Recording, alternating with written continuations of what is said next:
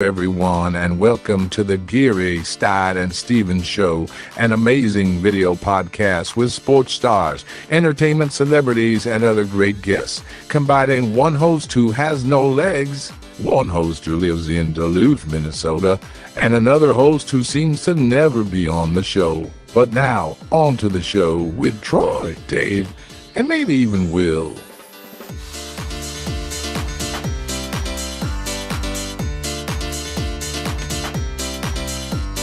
Hello, everybody. Hello, and Happy New Year. Let me be one of the 150th persons to say Happy New Year for you, to you, and I hope you guys have had a nice, and fun, and safe weekend. Again, it's been start of the bowl season, and we are there. In fact, I'd like to bring in Troy Geary, who is standing by from my home in Glendale. Well, my home is Wickenburg, Arizona, but my home in Arizona, the state of Arizona. Troy Geary joining us from the Fiesta Bowl. And Troy, man, it started out great. We got our hopes up. We talked about this matchup, but again, David did not beat Goliath this time. Yeah, Liberty took the ball. They wanted the ball right away, and they came down and scored right away. So I thought this was going to be a good game. But Oregon, after the first quarter, they got settled in, and it was all Oregon after that, 45-6. Just really disappointing. I mean, once they got that thing going, it was pretty exciting. And in fact, we're going to take a look at some of the highlights from the game here, Troy, and you can kind of talk about what you saw since you were there. Great game for Bo Nix, but again, Liberty getting off the pot early and getting everybody excited. In the running game. Yeah, Salter here. Because they started off with this big running play out of the gate, and you're thinking, okay, Oregon's not really prepared. Yeah, they got it. We got the run game going. It was like 6 plays, 3 minutes, and they scored pretty quickly. So, yeah. Here's their here with gasping after Liberty scored, thinking we're in for a treat here today. But like you said, there's the touchdown pass. Great catch, by the way. Yeah, I was excited, and we're thinking, the announcers are talking, and everybody was all excited. But then the reality of Bo Nix and their running game really took over here to get things going, and really, I think, put the defense on their heels for Liberty, realizing that they're playing with the big boys. Yeah, Bo Nix certainly is trying to improve his draft stock. Right now, he's middle of the first round. He wants to climb a little higher, and he had a great day. 5 touchdown passes, over 350 yards, and he set the all-time season record for completion percentage in the third quarter. And it just kept piling on, and you're thinking, well, okay, Liberty's going to come back, but again, Bo was he was like Bo Jackson. He was humming like in two-sport athlete, just humming the ball, firing it in, and really making people forget about Marcus Mariota. Yeah, I mean, he's definitely left his mark at Oregon after transferring from Auburn, and he's going to go down as one of their greats. What was it like then for the fans? Was it mostly Oregon-type fans because of being a Pac-12 state, or what was it like in the stands as this blowout started? Well, actually, Liberty traveled really well. There was probably 60% Liberty fans here. They were raring to go, and after that first touchdown by Liberty, this place was rocking. But even though they after that they didn't do so hot the rest of the game, the crowd was still pretty involved in the whole game. So yeah. And it talks about we get all the announcers and everybody all year long saying, well, we want these little schools to get in, but then the reality happens of they don't do well. And I don't know if this sets everybody back, because instead of a great matchup, it looked more like a MIAC school like St. John's against Oregon. I mean, it just never materialized to be a great game, and I think that's going to leave fans disappointing, especially after a game like yesterday where Florida State got blown out, because these are the Big Six. Yeah, I mean, the new rules of college football, 15 years, where the top record for the non-Power 5 conferences get an at-large bid to the Fiesta Bowl, which was this year, and that happened to be Liberty. Had they had lost one of their games, we probably would have had Florida State or even Georgia here. So, fans, like I said, are missed out on a big primetime matchup. It sounds like everybody had a great time here. Well, we're going to come back. Troy's going to pop into the locker room, and we're going to try to hear from the coaches and Bo and all those people that had a great game, and maybe a couple of those from Liberty. So Dave Stevens and Troy Geary, Will Stein somewhere in Minnesota, still suffering from how the Vikings played last night against the Packers. You're watching and listening to Geary Stein and Stevens live from the Fiesta Bowl. Troy's having fun. We'll be right back after this. Hi, everybody. Dave Stevens from the Geary Stein and Stevens Show. And, you know, Troy and I are on the road all the time covering games, doing things, my motivational speaking. But I have connected with LifeWave, which has really changed my life. And it's an amazing patch that not only helps me to live my life, it keeps me very active. Tammy Wellman is joining me. And now, Tammy, you put these patches on me. It is a stem cell regeneration plan. But tell us a little bit more how it works. Yeah, so these patches are amazing. They're wearable wellness. They're non-transdermal patches. Nothing goes in your body. Your body gives off light. They capture it and they activate your body's own repair system. Your body goes to work to heal things that are in need of healing. Pain reduction, things like that. It gave me an opportunity to play in the Celebrity Softball Classic. This video of my base hit, I wouldn't have done it without these patches. So please, if you want to know more about this product, go to patchit.life. LifeWave, it's changing my life.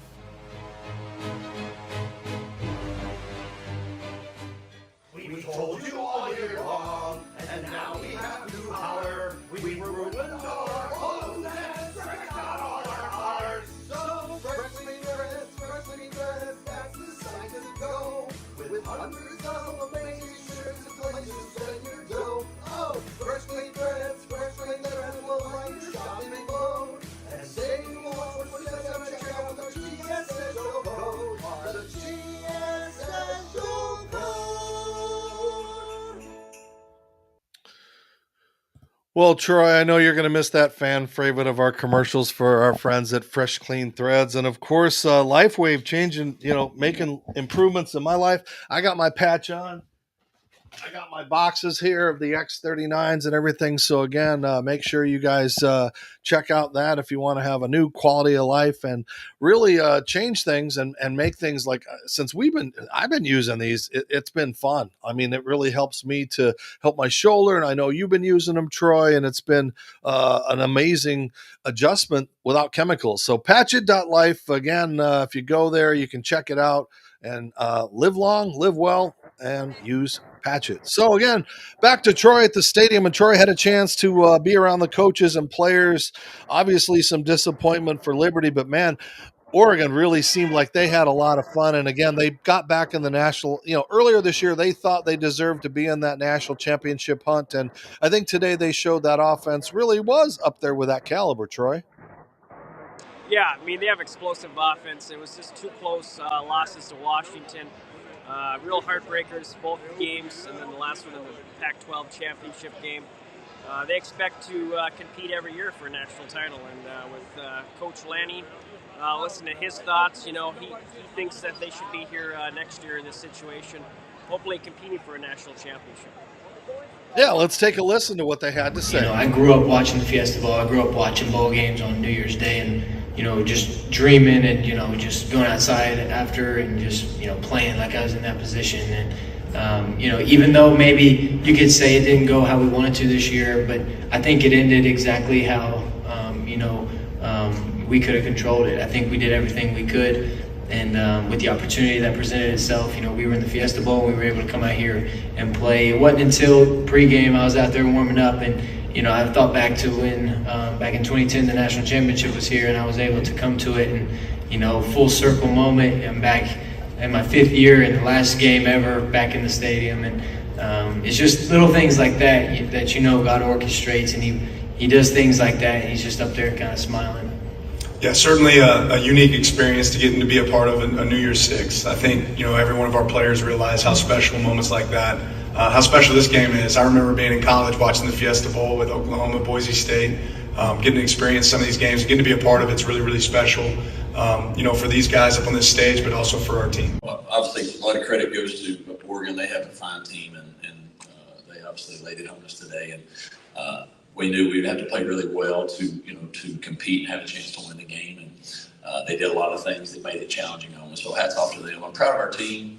We kept fighting. We had some opportunities there, especially in the first half, and some things going our way to maybe keep it closer and have a chance. But we kept playing through 4 quarters. That's hard to do when you get beat like the way we were. But I'm not going to let today, and our team's not going to let today diminish what they were able to accomplish over 13 weeks. We wish we would have played better today, no doubt. And I think the biggest lesson that we as a team and a program have to learn is when you play in these big stages, big moments, what do you have to do consistently? What do you have to give up to make sure that you can play your best? Because our chance was to play our best game. We didn't play our best game. All right, Troy. Well, that was the fun and the negative of the beauty of losing such a blowout game. Again, we were hoping for that David and Goliath to have been a little closer, at least have some fun. I'm sure a lot of TVs turned off and started getting ready for the Michigan game that, again, coming up. So we talk about the national championships. So we talk about all these things that are going on. We can make picks and predictions for you, Troy, because this is going to air and people see it in perpetuity anyway. So your thoughts on the Final Four? Yeah, I'll start with Michigan and Alabama. I think that's going to be a really good game. Alabama was hoping to get in, and Michigan wasn't very happy with that. So I think Alabama will win that game. It's going to be a close game. I'll say 31-27. And then the other, I think this one's going to be the best game of the evening, and it's the later game. And I'm going to go with Washington in a close one, 31 over Tech. And national championship, I mean, you can't. It's hard to pick against Alabama. Nick Saban's been doing this for years, but I mean, my personal pick would be Washington. But I just think Alabama, once they get in this situation, the experience shows, and they just know how to win these games. Yeah, and of course, with everything that's happened in Michigan, Jim Harbaugh's almost become like the Yankees and the hated guy, and nobody wants to see them do well. But whatever it is, and in fact, Adam Schefter reported earlier today that I think Harbaugh has retained a NFL type agent. So we'll see what happens in the next few days after the dust settles, and if there is a Michigan in the championship game in a week or whatever. But Troy, as we close, final thoughts for being at your first Fiesta Bowl game and what it was like to check out the ambiance of teams that maybe nobody in the state of Arizona cared? Yeah, it was great to come out here and experience this great bowl game. I mean, I wish it would the score would have been a little closer for the people that traveled here. I mean, Oregon overall was a great experience, had a great time, and look forward to covering more of these in the future. All right. Well, we will see you in a couple of weeks at the Super Bowl. And again, thank everybody that follows Geary Stein and Stevens for this special Fiesta Bowl edition of the Geary Stein and Stevens Show. And again, make sure you follow us on your home TV and all of the other platforms that we have with Spotify and everything like that. It's been a great year in 2023, and we're going to continue to showcase and give you some of the biggest, brightest names in sports and entertainment and politics and music and all the people that we've had all through 2022 and 2023. So for Dave Stevens and Troy Geary, it has been fun watching you at the Fiesta Bowl. Hope you guys are enjoying your evening. And again, have a safe and happy 2024. How many times am I going to screw that up, Troy? It's now 2024. I'm going to have to learn how to not write 23 on everything. All right, and if you guys want to continue to support us, follow Geary Stein and Stevens on all social media platforms. For Troy, Dave, and wherever the heck Will is, I'm Dave Stevens. We'll see you soon.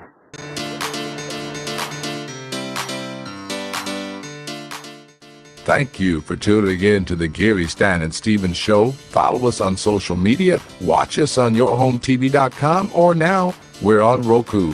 Download it and watch us, and thanks for tuning in. Until next time, America.